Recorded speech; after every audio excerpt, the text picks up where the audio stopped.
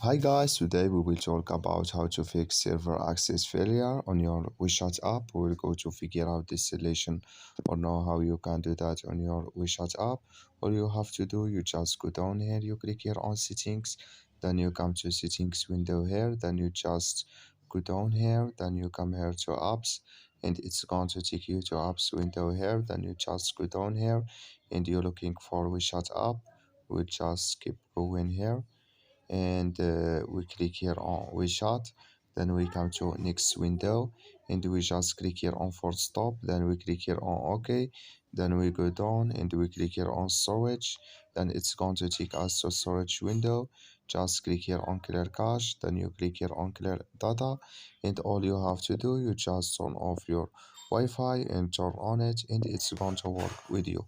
So that's all you have to do. Thank you for your watching. Don't forget to support us by like and subscribe.